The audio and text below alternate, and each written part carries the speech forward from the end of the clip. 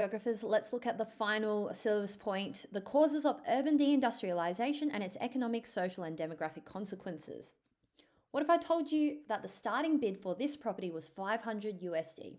In fact, in 2010, there were properties in Detroit that were going for just $1. We'll look at how the consequences of deindustrialization impacted Detroit in a moment. Firstly, what do we mean by deindustrialization? It's a sustained decline in manufacturing activity and capacity.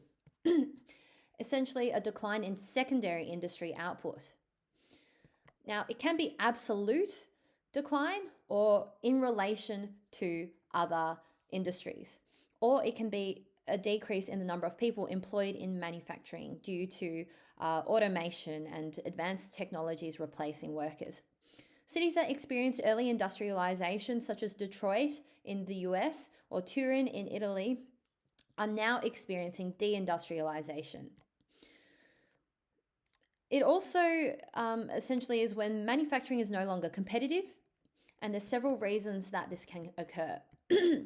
I've put them here: globalization, decline in demand, automation and upskilling of workers, tertiarization, and political changes. Know that all of these factors are highly interconnected and overlap with each other, and you'll see that when we discuss them in detail in a minute.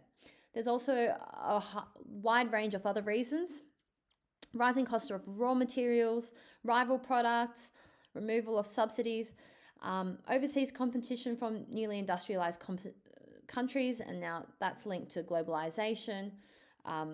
But rationalization is essentially when companies sort of act in the most rational way to increase efficiency, reduce costs, maximize profits through various means.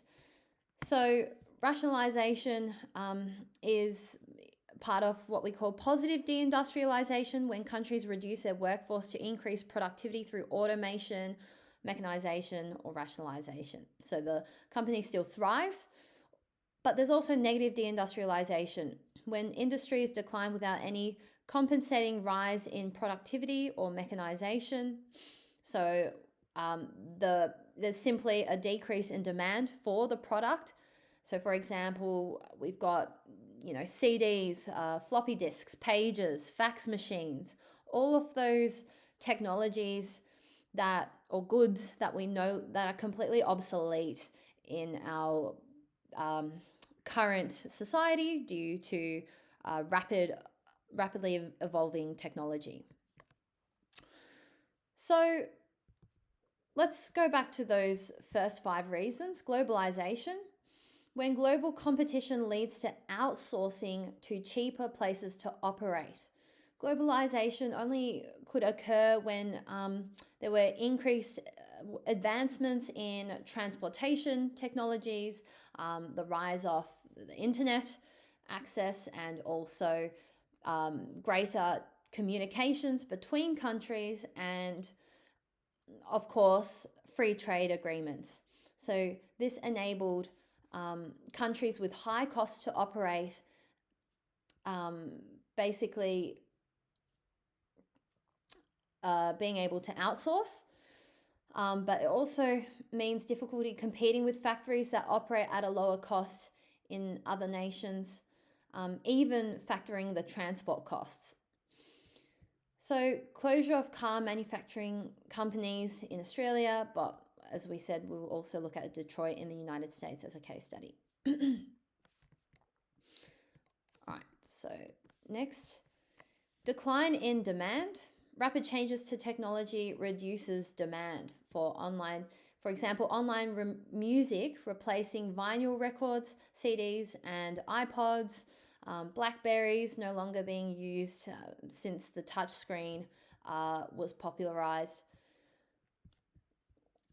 So old docklands in London, for example, with the changes in technology, the Thames River was too shallow for new, larger container ships.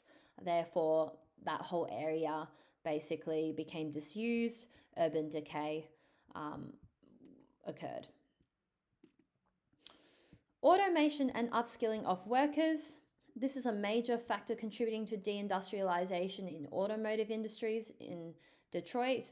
So on the left here, we've got a picture of the Henry Ford assembly line of workers. And then we see on the right here, So this was in the 1900s. And then in the 1980s onwards, we see that they're replaced by assembly robots.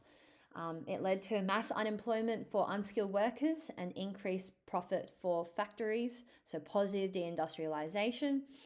It also led to increase in wage inequality and depopulation in cities. And this brings to mind at the forefront of our issues today is this idea of further automation and further advancements in technology. Goldman Sachs predicts up to 50% of jobs could be fully automated by 2045 through generative AI and robotics. There's speculation that AI could eliminate lots of entry-level white-collar jobs and lead to a rise in unemployment as much as 20%. So in terms of this is not as relevant, but I think it's interesting to think about rapid technological advancement of the 21st century is what marks the fourth industrial revolution. And it's just wider in scope than just AI. It also includes AR, augmented reality, virtual reality, 3D printing, physical, cyber physical systems, biotech engineering, blockchain, robotics. And so when we think about how productivity has, increased significantly since the first industrial revolution, what's that going to look like for companies, and how's the nature of work going to change and adapt for people? We looked at leisure time in our first topic, and it's interesting to think about, well, will these rapid advances in technology increase the demands of workers or reduce them? Just interesting thoughts there. So tertiarization, the rise in service-based industries. When a nation's economy no longer heavily relies on secondary industries, transitions its emphasis on tertiary industries. It's also known as post-industrialization. So let's look at this three-sector theory of tertiarization.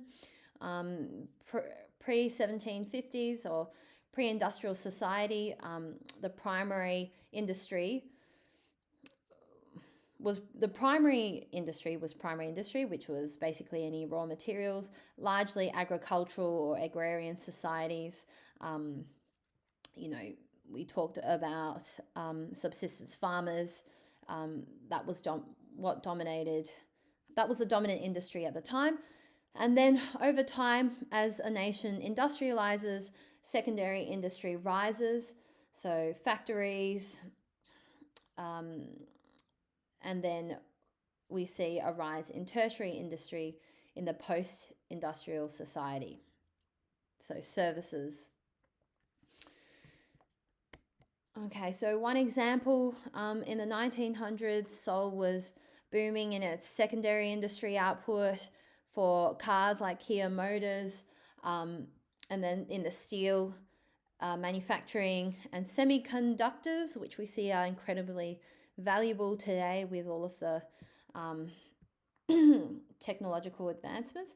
And then in the 2000s onwards, we see that it rapidly, changed to a service-based industry. It massively pivoted to, there's a huge finance hub, the K-wave, K-pop, K-dramas, and then research and development. These are all of the areas that are now booming in Seoul. Okay. All right, let's keep going. Political changes is the next one that we're looking at. So government policies can either, encourage free trade or reduce it through tariff barriers. I think it's important to know what tariffs are since they're so relevant to today. They're essentially a tax on imported goods. It's protectionist, meaning it protects the secondary industry within the country. Because it's a tax on international imported goods, that tax, the cost is then passed on to consumers by raising the retail price of these goods. That can reduce the demand, make them less appealing, and it may make consumers prefer domestic alternatives instead. So it protects local businesses from cheaper international competition